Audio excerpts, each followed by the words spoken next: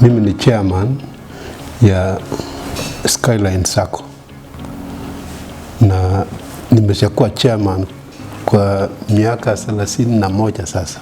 Hii sacco ilianzwa 1989 na tukaita Baringo Farmers Sacco.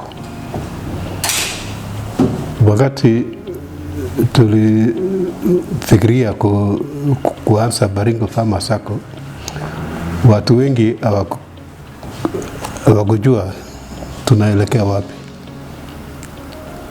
Na kwanza matajiri walikuwa nasema, mnataka kufanya kitu gani? Wakatuambia sisi tunaenda AFC ama tunaenda banks hiyo zingine. Lakini wale watu wengine walikuwa hawezi kwenda kwa benki. Kwa hivyo tukasikia kuna watu huko Central Province ambao wameshaanza kitu naitwa Sacco, na Kisii na Mumias huko Kakamega. Tukasema sisi tutaanza tu, hata tukiwa ni wachache, tutaanza na kwenda kutembea kwa Sacco hizo, kusema kitu gani inafanywa ili watu wapate loan na kuendelea mbele bila kwenda bank.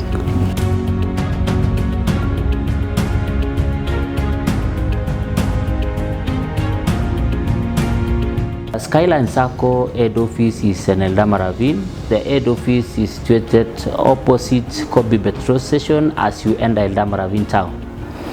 I am the CEO for Skyline Sacco, and I've worked the journey with the Sacco. I was employed as a clerk in the year 2003, 1st of February, and later on I was promoted to be an accountant, and being also an assistant manager. And over time I was given as acting CEO until the year 2012, when I was confirmed to be the CEO for Skyline Sacco.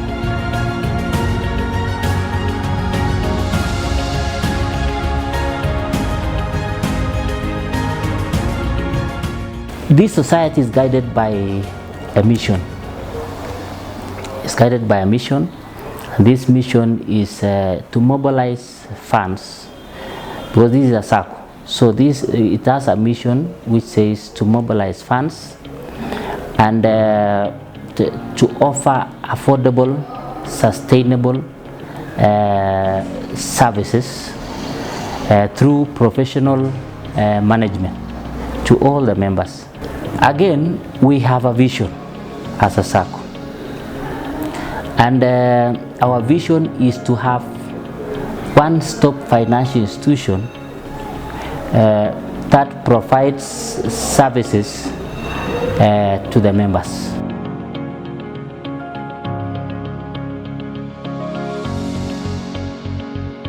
Our motto is passion for excellence, and as a Sacco, we've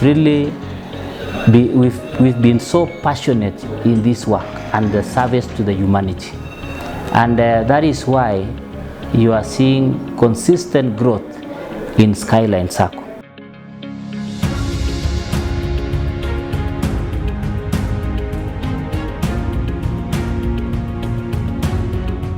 From the year 1989, when the Sacco was registered as savings and credit, it has been dealing with the farmers on the services of savings and credit from then until the year 2004, when the Sacco moved from Sabatia Farmers Cooperative, where the offices were, to Eldama Ravine town.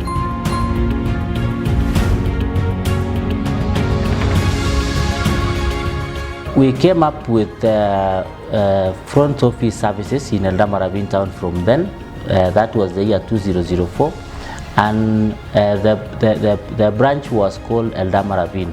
By then it was also the head office. We worked with Eldama Ravine branch for several years, and until the year 2011 we were serving our customers from Mumberes, Torongo, Mogotio, among others. So they had to move during the payday. Members had to travel from their respective places to Eldama Ravine to collect their payments. That is when we saw the need to have the branch network near to them.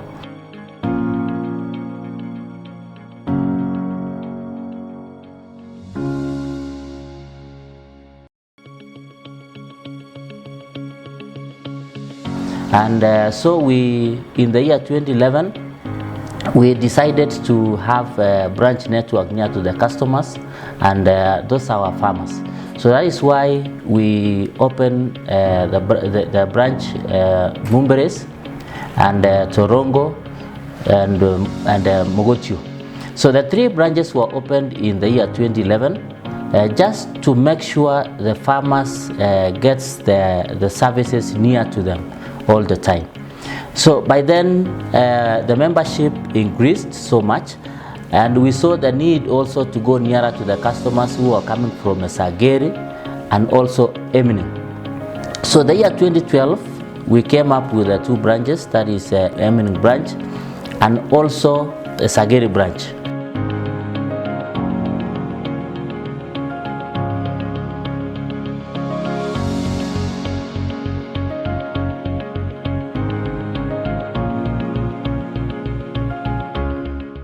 Why open these branches in those small centers? Our basic objective was to have the services near to our customers. And as I have said, our main customers who are coming from those areas are farmers, and their pay or their income is very low. So when we subject them to traveling again, they again eat on their monthly pay. So in the long run, they go home with nothing. So the objective for the SACCO was to take the services nearer to their customers.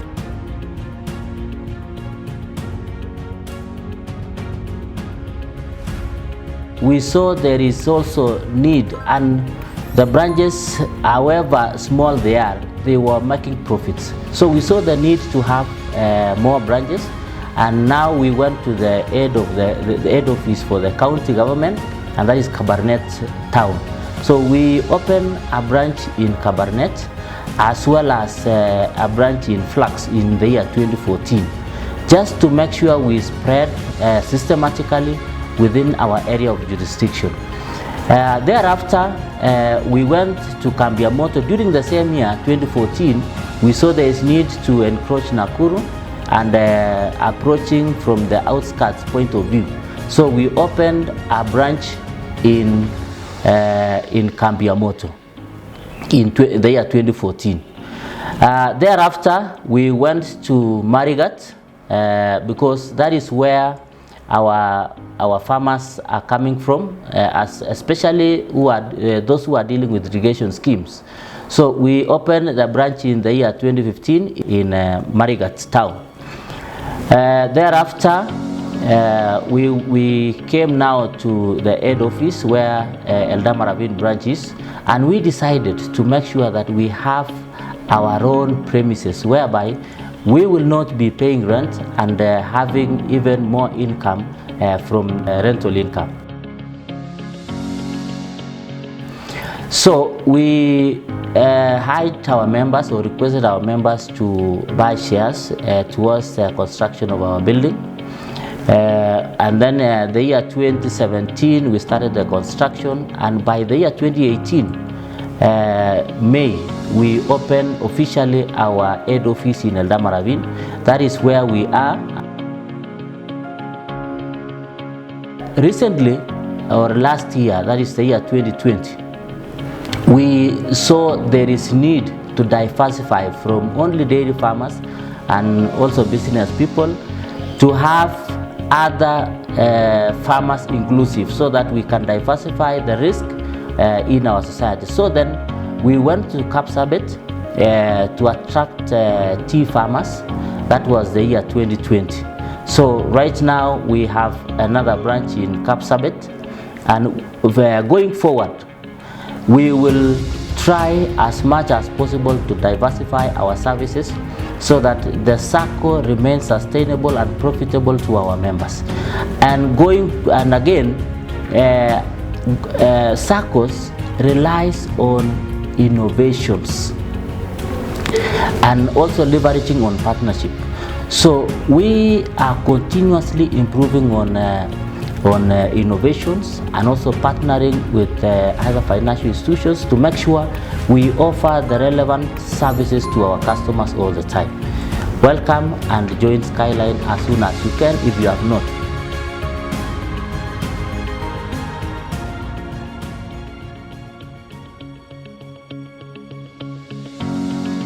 I'm Chirono Korir, Branch Manager, Head Office. Welcome to Head Office Branch. This branch was established in 2018 simply because initially we had our head office in Eldama Ravine branch and the space was small. So we found it good that we established a bigger space here in head office so that it can cater for the head of departments and also the branch staff.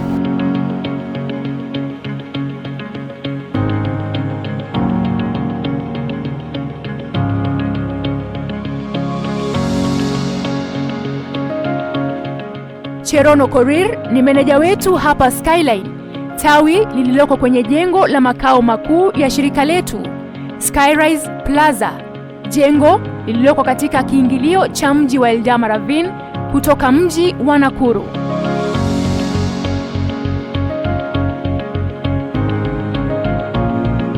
Tawi hili hutoa huduma ya fosa kama matawi yetu mengine kwa idhini ya mdhibiti wa mashirika SASRA. Bicherono anasema kuwa maombi ni msingi wa kuwa na siku yenye mafanikio kama kiongozi. Saa 2 asubuhi huwa wamefika afisini kuanza kufanya dua kwa dakika 30 kabla ya kuanza huduma katika idara tofauti.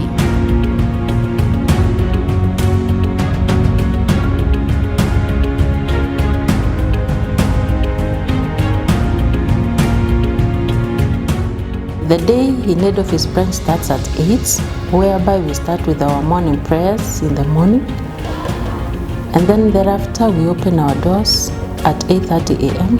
to the clients, and after that so many activities are taking place inside here, considering that we have the customer care service, we have the loans department, we have the accounts department, all of them here in the head office branch.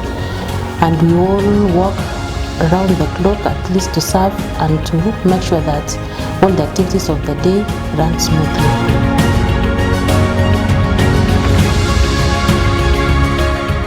Tawi hili lililoko katika makao yetu makuu mjini Eldama Ravine ilizinduliwa mwaka wa 2008 katika afisi ndogo katikati mwa mji wa Eldama Ravine. Tulianza na wateja 800 na sasa idadi imeongezeka maradufu kupitia bidii tunayoweka, tukiwa wafanyakazi 8 akiwemo meneja wetu Bicherono Korir. Kukua kwetu kwa kasi kulitulazimu kuhamia jengo jipya Skyrise Plaza ili kuweza kumhudumia mteja kwa mazingira mazuri yenye nafasi, tukiwa karibu na wakuu wa idara tofauti.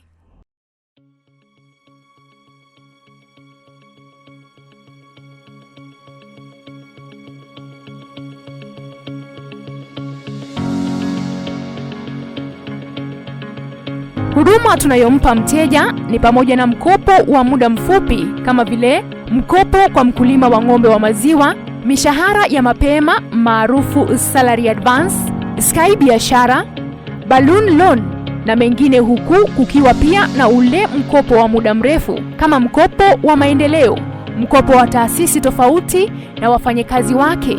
Bidhaa inayopendwa sana na wateja wetu katika tawi hili ni mkopo wa wafanyakazi katika taasisi tofauti na mkopo maarufu boost loans na ile ya dharura.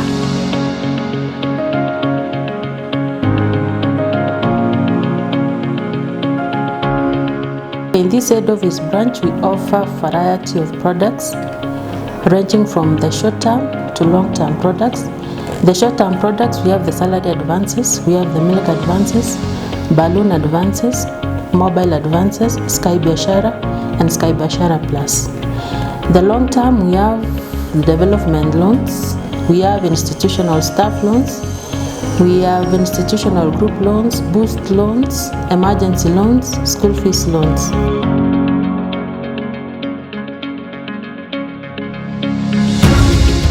The niche products here in head office, we offer institutional staff loans and boost loans.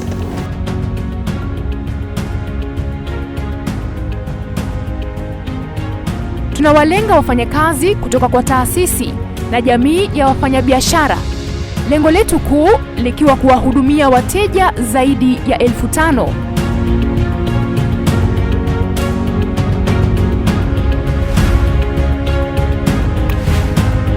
Our target market here in head office, we are targeting the salaried employees and also we are targeting the business community. Initially we started with 800 members and now we are at 1,600, and hopefully we want to grow our membership to 5,000 plus in future. Siri yetu kuu ni mpangilio kabambi unaotuwezesha kuvutia wateja wapya, kuwa na wafanyakazi wanaojitolea na usaidizi mkubwa kutoka kwa wakuu wa idara walio karibu nasi kama tawi lililoko katika makao makuu.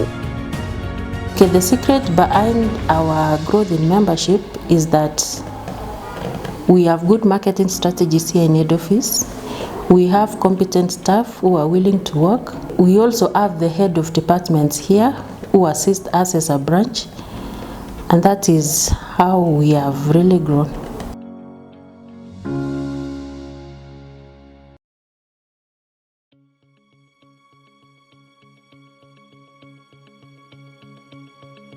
Azimio letu kama Skyline tawi la makao makuu kwa kipindi cha miaka 5 ijayo ni kuongeza uwekezaji wetu, kuuza mgao maarufu shares kwa wingi na hata kuwaajiri wafanyakazi wengi.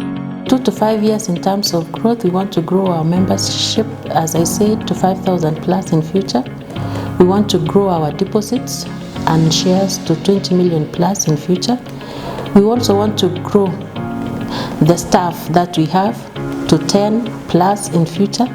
We also want to grow our loan portfolios to at least 500 million and above. We also want to grow our turnover to at least a positive figure of 10 to 12 or 20 million in future.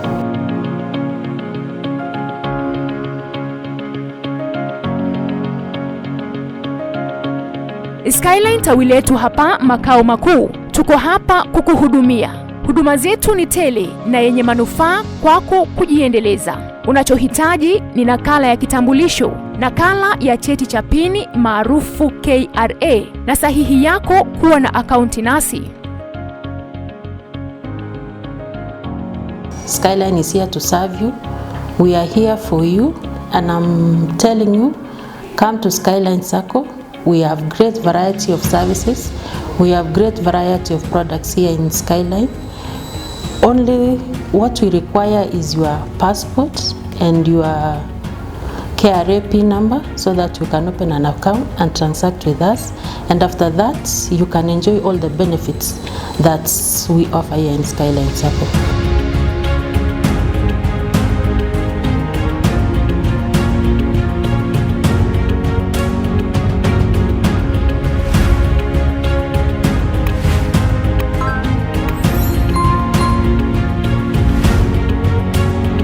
Jackson Kiptim Keitan ni naibu mwenyekiti wa shirika letu la Skyline. Anatokea katika shirika la ujamii la wakulima ya Kiplombe ambalo alijiunga nalo ili kuendeleza ukulima wake. Tarehe 27 Septemba mwaka 1999 alijiunga na shirika letu la Skyline. Bwana Keitan amestaafu japo anaendelea kushikilia nafasi za uongozi katika sehemu tofauti. Yeye ni mkulima.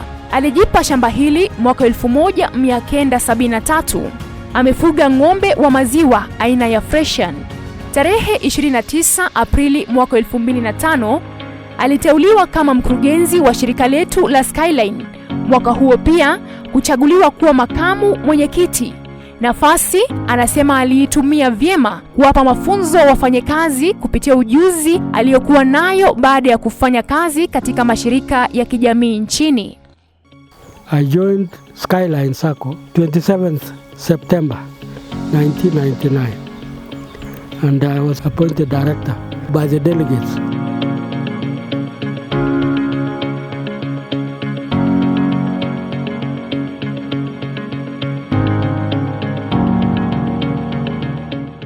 On 29th April 2005, and in the same year I was given the post of vice chairman, where I'm still serving to date.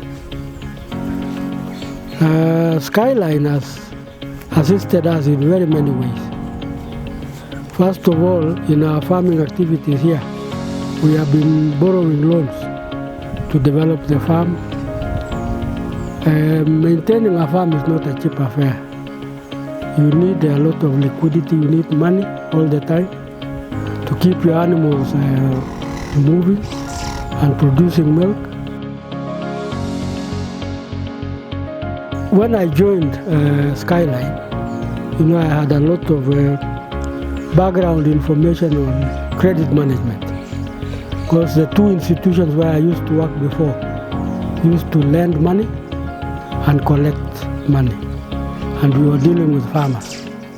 So it was just continuation of the same. So I spent a lot of my time training the staff in Skyline on credit management. I'm also the chairman of an audit committee.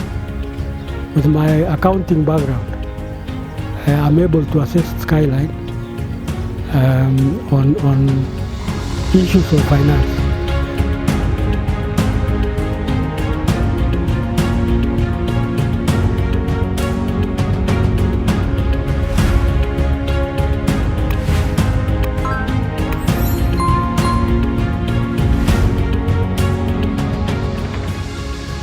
Bwana Keitan, kando na kuwa mwenye shughuli, ni mwenyekiti wa miradi ya ujenzi unaoendelezwa na shirika letu la Skyline mjini Eldama Ravine. I'm also the chairman of those buildings you see in town. That's small subcommittee. We are a subcommittee of 3, and I'm the chairman. Yeah, we have put up a building in Eldama Ravine, which costed us over 100 million. And I was chairing the subcommittee up to finality when the deputy president came to open our building. Now we bought another building in town where we are now renovating. We bought it for 50 million and we are renovating it for another 50 million. We want to make it, bring it to another standard so that we can get good clientele in Baringo. Because we don't have good hotels in this county, especially in Eldama Ravine. So we hope that one will boost our clients or other business in town and also help our farmers mobilize funds. We give them dividends based on the number of shares they have.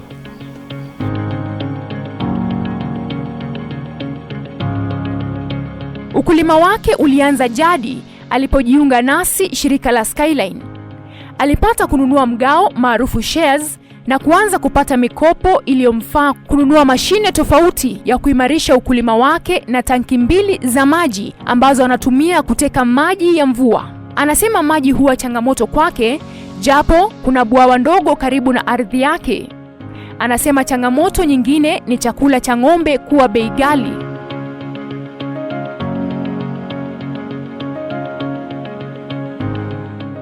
I've been a farmer since I was young. I used to assist my father take care of cows and goats before I even went to school. When I joined Skyline, work became easier here because of the finance I was getting. And because I had built some good shares, I was able to get sizable amounts of money to finance the machinery I have, the infrastructure.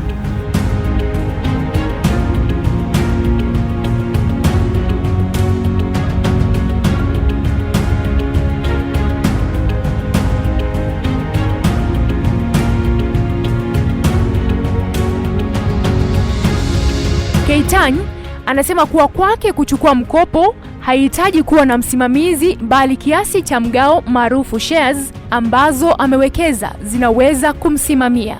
Yeye pia hupeleka maziwa yake kwenye shirika lao la kijamii. Because of the shares, I don't even look for guarantors now. I'm able to guarantee myself. I just take a loan and use my shares, and I repay easily because I take my milk to the society, and then I've signed an SDO. I have a banker's order, which they deduct every month, and so I'm not stressed when I'm paying my loans, and I've not been getting any letter from my financier.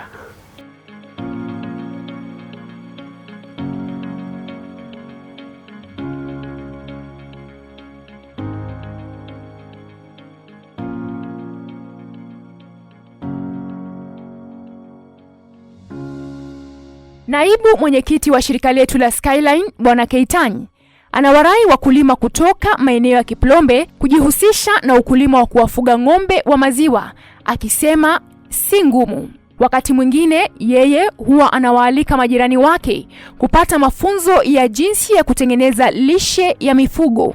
Shamba lake, anasema, limetumika pia mara kwa mara na walimu kutoka Uholanzi ambao huwa wanawaelimisha kuhusu mbinu za kisasa za ukulima. I would advise especially farmers from Kiplombe society or Kiplombe area, because some of them are not even members of the society, but they have farms. I would advise them to try and develop their farms, and I think the best enterprise here is dairy. I would advise them to enter into dairy farming. It is not a difficult job. I've invited a lot of them, especially my neighbors, to come when I'm doing some operations here, like preparing silage. I don't know what could be wrong, but they don't come. Very few of them come. In fact, there was a time when we were benefiting from SNV, a Netherlands NGO.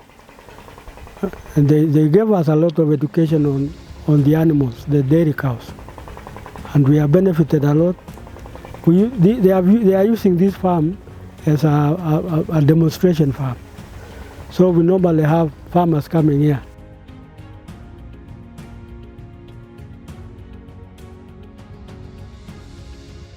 Masomo hayo pia hutolewa mara kwa mara na maafisa wa serikali wa nyanjani kwa wakulima ili kuhakikisha ubora wa kile mkulima anachojihusisha nacho. We have some extension people who come.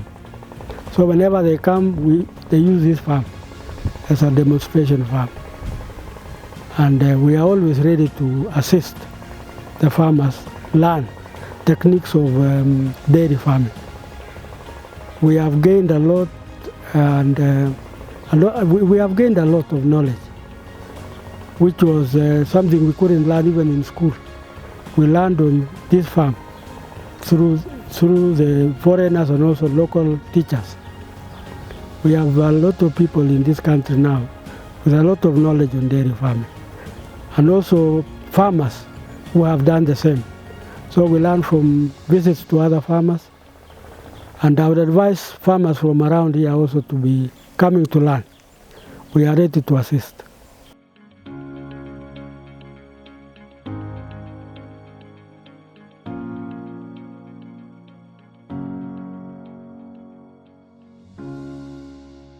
Bwana Keitany anasema kuwa changamoto kwa mkulima zipo. Anatarajia serikali ya gatuzi ya Baringo kujenga kiwanda cha kuzalisha maziwa, japo kwa sasa wanafaidika na sehemu ya kuhifadhi maziwa iliyoko sehemu ya Muserich pamoja na gari la kuwasafirishia maziwa.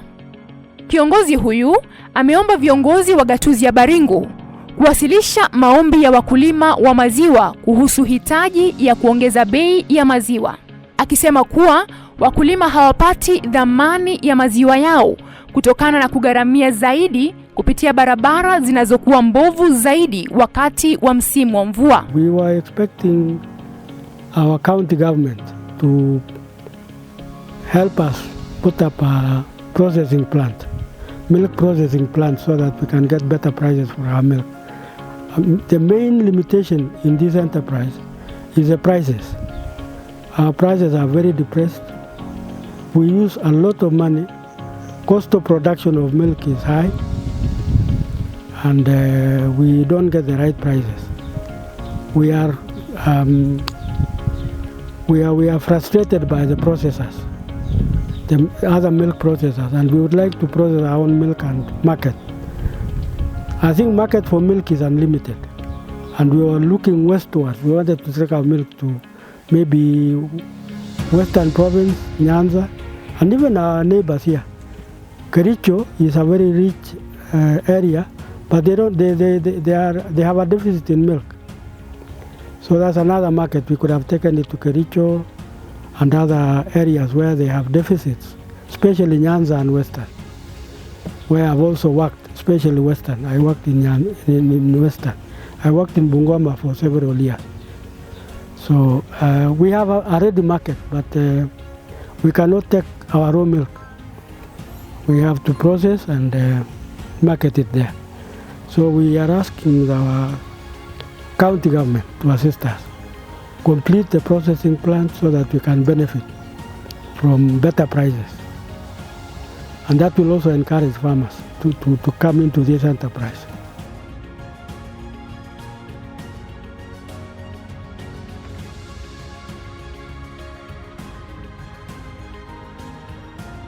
Stanley Kiptis, ambaye pia ni gavana wa gatuzi ya Baringo, ni mteja wetu katika shirika letu la Skyline kutoka kwenye jamii ya ushirika ya wakulima ya Sabatia.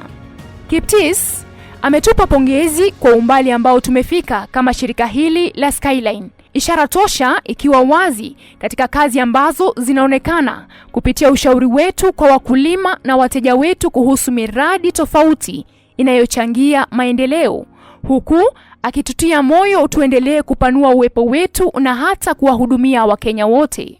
Kiptis amewatia moyo wakulima wanaojihusisha na kilimo cha kahawa na hata viazi kuanzisha pia ushirika wa jamii utakaowapa kipaumbele, akisema kuwa shirika letu la Skyline itawapiga jeki kupitia ushirikiano wetu wa kifedha unaoweza hata kuwapa mikopo.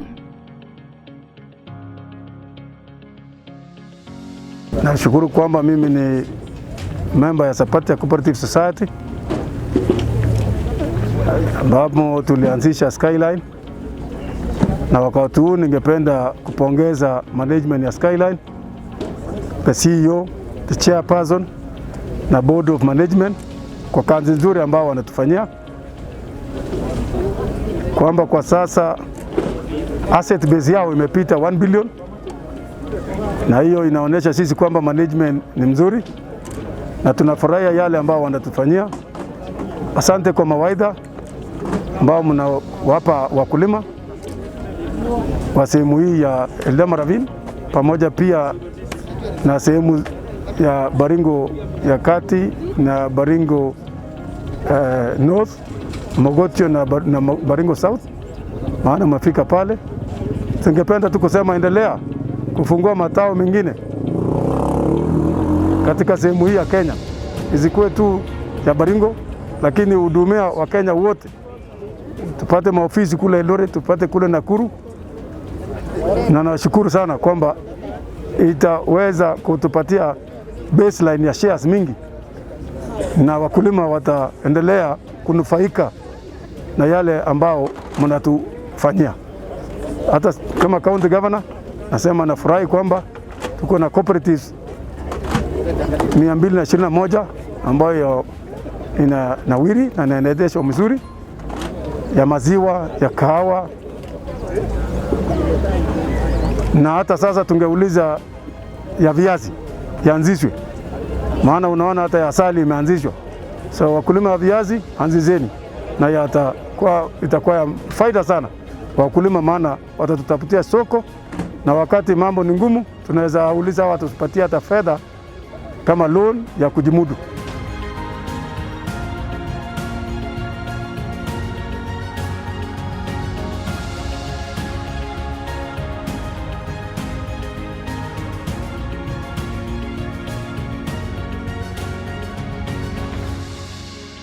Alvin ni mteja wetu hapa Skyline makao makuu.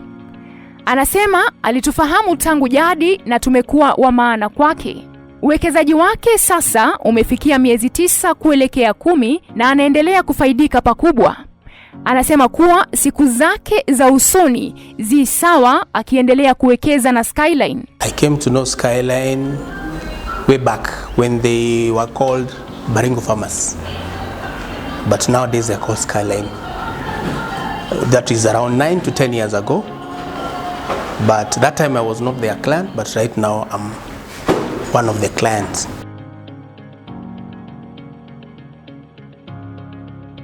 The future looks bright, and in fact nowadays I'm their ambassador out there, especially in this PSV. I'm really encouraging my young people to come here because I've tested it and I know the advantage of it.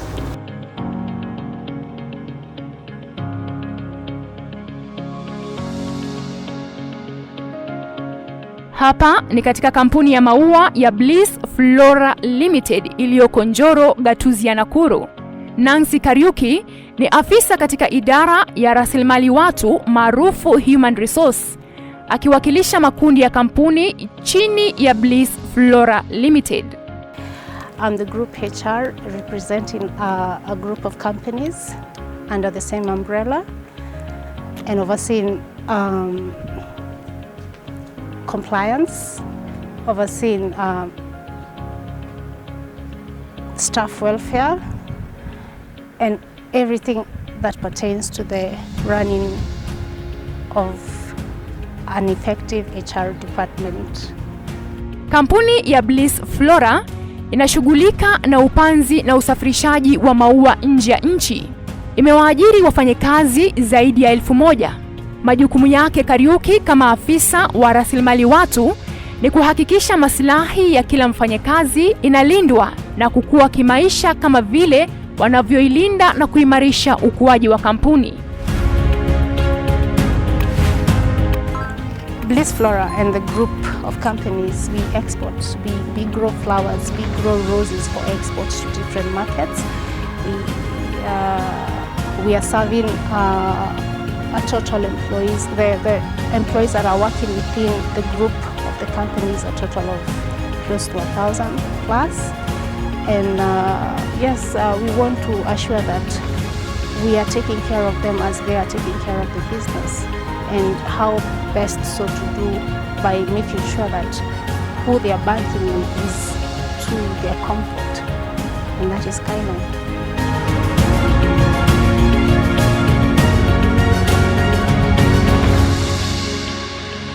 Kariuki alikutana na mwakilishi wa shirika letu la Skyline miaka 4 iliyopita. Awali alikuwa na wasiwasi kutokana na waliopitia na taasisi tofauti za kifedha, lakini baada ya kushirikiana nasi hajawahi kujutia uamuzi wao. Wafanyakazi wa kampuni hii sasa wanapokea mishahara yao kwa wakati, hupokea mikopo ya dharura wanapokumbwa na swala la ghafla, hupata huduma za bima na hata usaidizi wa kifedha wanapofiwa maarufu last respect package, huku huduma za simu zikiwafaa walipo.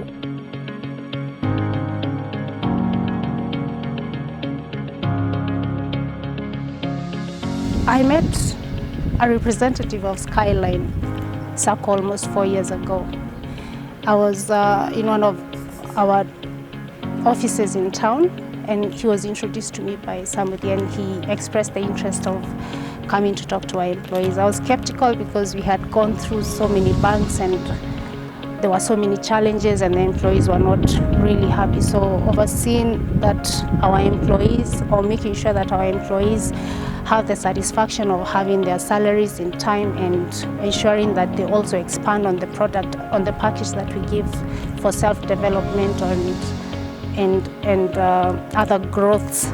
I was skeptical because I had never heard of Skyline, and thank God to that a certain Mr. Ruto, who really insisted on coming down to the farm. And when he came to the farm, and we did that introduction with the people and had a meeting with the people, we've never looked back. They have served our employees, and the best thing about Skyline is that they look down to they are not just about the management.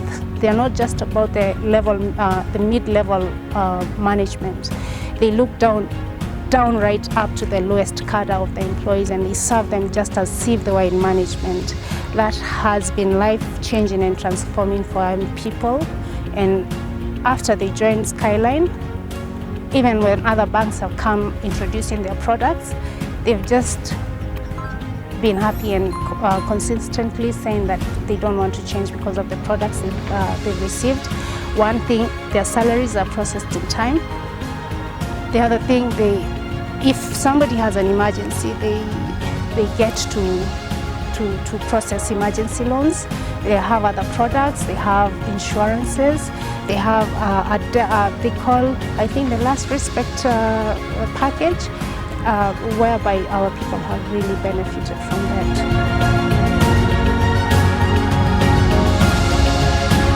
Miaka miwili mitano ijayo, kampuni hii inalenga kuendeleza na kukua katika ushirikiano wa kifedha na shirika letu la Skyline. Afisa huyu anawarai wamiliki wa kampuni zingine za maua kujiunga na shirika letu la Skyline ili kuimarisha huduma zao kwa wafanyakazi. We don't look to change in the banking with the Skyline Sacco Society Sacco for any other bank. We have been there, we have tried different banks, and they failed us at one point because we process loans at a very reasonable interest. The time they use to process the loans is shortest, especially they have some packages on the phones that you just, at the click of a button, you are able to access a loan. You've been caught up, maybe you're being called by your people that there's an emergency at home, and just by you can ask for an advance through your mobile without even, at the comfort of your home, at the comfort of the location you are in, and within 2 hours the money is in your phone. So definitely our future, we want to continue the partnership, we want to continue and we want to encourage even other farms. I've also whispered to my neighboring farms that, hey, look here, there's a sacco that serves the needs of everyone. You need to get in touch with them, and I think they have done so. So with the feedback that I've gotten back, it only ascertains that it was the best choice that we ever did.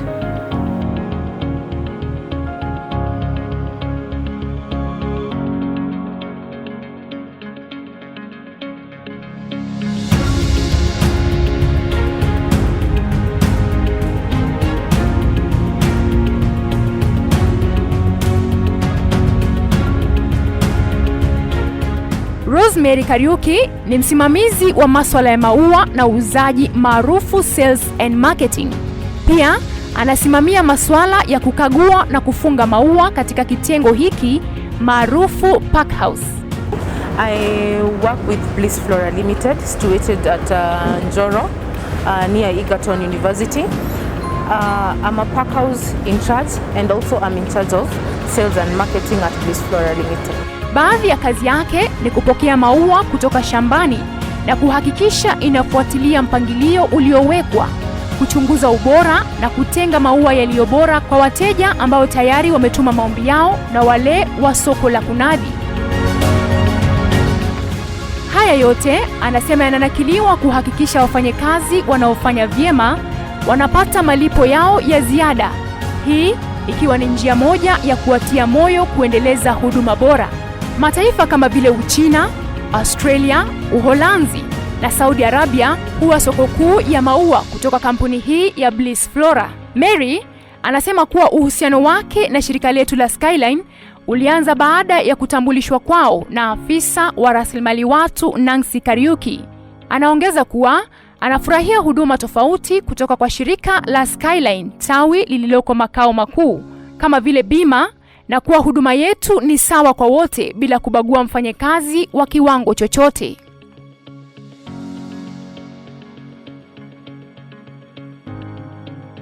We got to know about Skyline through our HR. She introduced us here, Madam Nancy. She introduced us to the Skyline team, They came, we held a meeting with them, and they told us about different products they have and types of loans, these kind of things, packages, insurances. And after listening to them, we thought it was a good thing to start dealing with them. I've been with Skyline for 3 years, and you see, there's a difference between Skyline and other banks. You find like they offer loans to everyone in Bliss. That is the seniors up to the grower. That is the general workers. Yeah, so that is the benefit we are mostly seeing about Skyline. They do not discriminate that one is a grower, they will not give the loans. We have seen so many development loans. People with school fees, they get school fees. If you have an emergency, they will give you that emergency loan. And also they have like insurances where you can insure your family. That is educational insurances and also health insurances. Yes.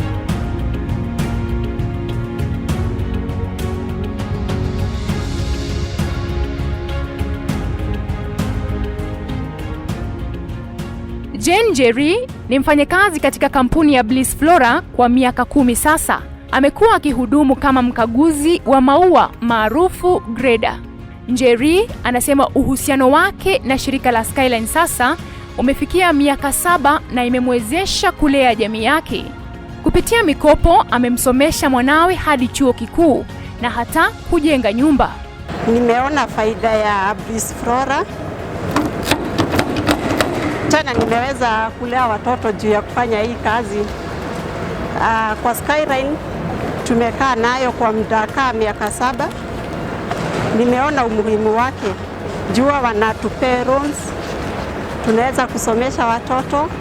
Kama mimi nimesomesha watoto mpaka nimefikisha university juu ya Skyline. Kwa hivyo ninashukuru sana Skyline juu ya kutufikisha hapo penye mmetufikisha.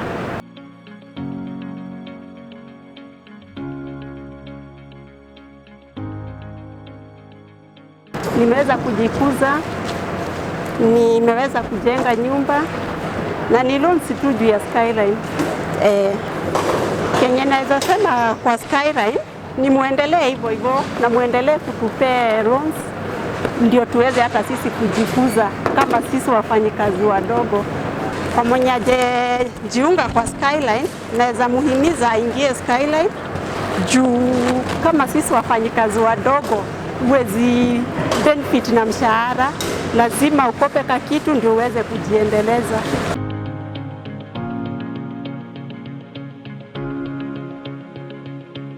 Caroline Nkatha pia ni mfanyakazi wa kampuni ya Bliss Flora. Anahusika na uzalishaji katika sehemu hii ya maua. Yeye uhakikisha usafi yameafikiwa. Shirika letu la Skyline limemfaidi pakubwa kwa miaka 3 sasa. Amewaelimisha wanawe kupitia mikopo kutoka kwetu. Anamsihi mfanyakazi yeyote kujiunga na Skyline kwani tunamhudumia mfanyakazi yeyote. Tunamsikiliza na kumfikishia huduma zetu mahali popote alipo kwa wepesi kupitia simu yake.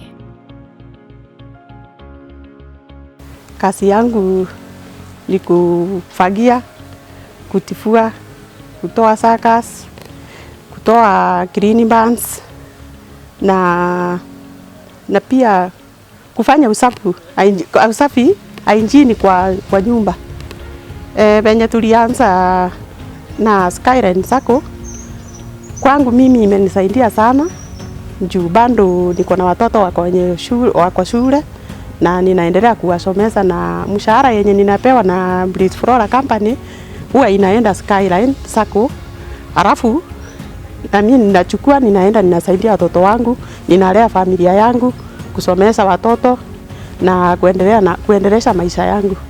Kwa muda yenye tumekaa na Skyline miaka 3 hivi imenisaidia sana. Kenye ningeambia wenye hawajakaa na Skyline ni sako yenye mimi kwangu binafsi imenisaidia sana, na hatukuangi na shinda nayo wakati wa kutupea mshahara yetu. Nikitaka hata kitu kama loan, naenda wananipea loan, ninaendeleza kazi zangu. Kwa hivyo ningeambia mwenye yuko Skyline aingia Skyline. Ni watu wenye wanakuwa na huruma na kila mtu, na ukipeleka malalamishi yako yote wanakusikiza.